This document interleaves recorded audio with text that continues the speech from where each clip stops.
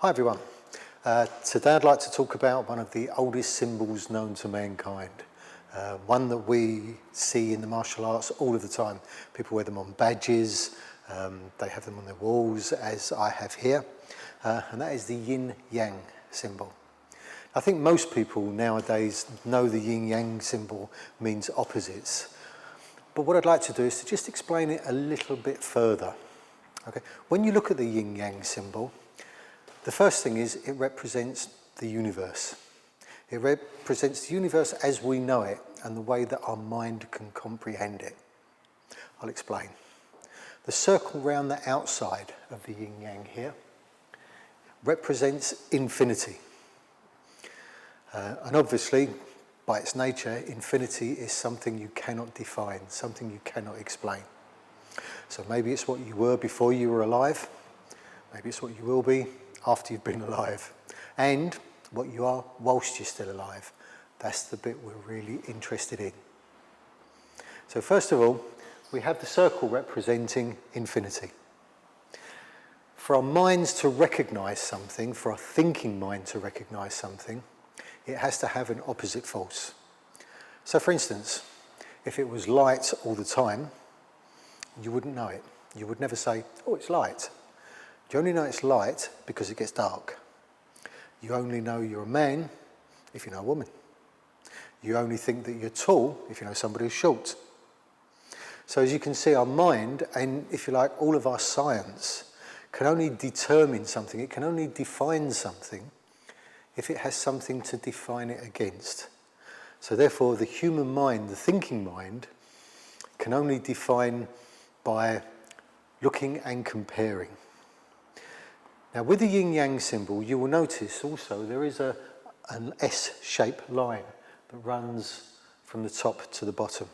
So if you look at the circle as representing infinity, from infinity, from nothingness, first of all comes intention, and then comes movement.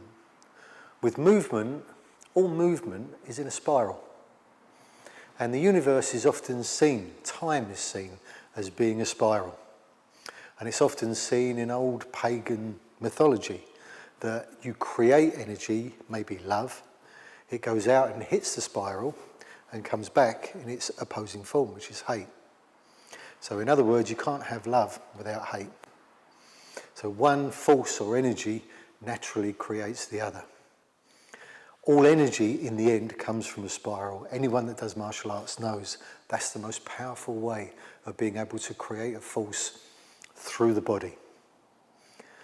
So this line that goes down the middle is actually straight. But when you spin it, it forms this shape. It makes this shape. So you can see now we've actually got a symbol that is actually in movement.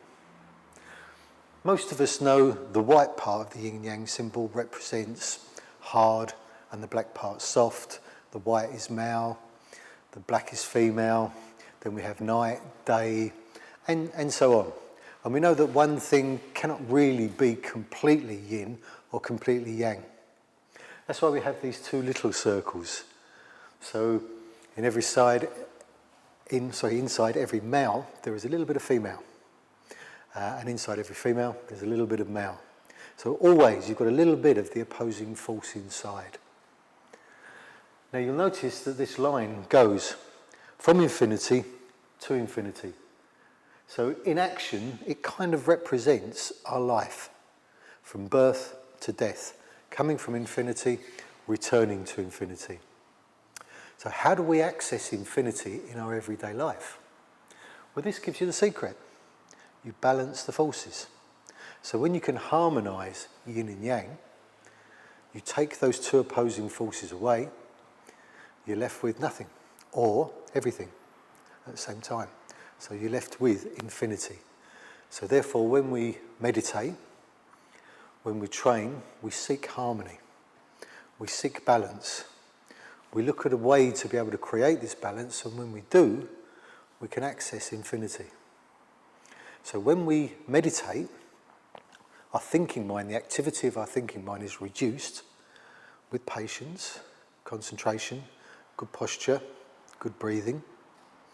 And as the activity reduces, our thinking mind, a little bit like the windows on your computer, will close down, and infinity as such is revealed to you. So you can get a direct experience of infinity. Of course, you can never define it, so you will never be able to explain that experience to somebody else. And that's why in karate we use the word sensei, one who's been before, one who has been an access to this kind of information and is therefore able to pass it on by direct experience. We lead the student to the experience so that they get the experience for themselves. So now I hope you can see why the Yin and Yang symbol is so important in the martial arts.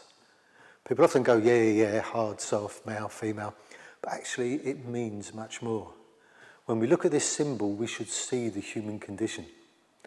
We should see how our mind recognises things. We should see that which is not normally seen by the thinking mind. Where we've come from, where we're going to, maybe even where we're looking now. I think it was Alan Watts said, the human mind is nothing but an aperture through which the universe experiences itself. Think about it. Thank you.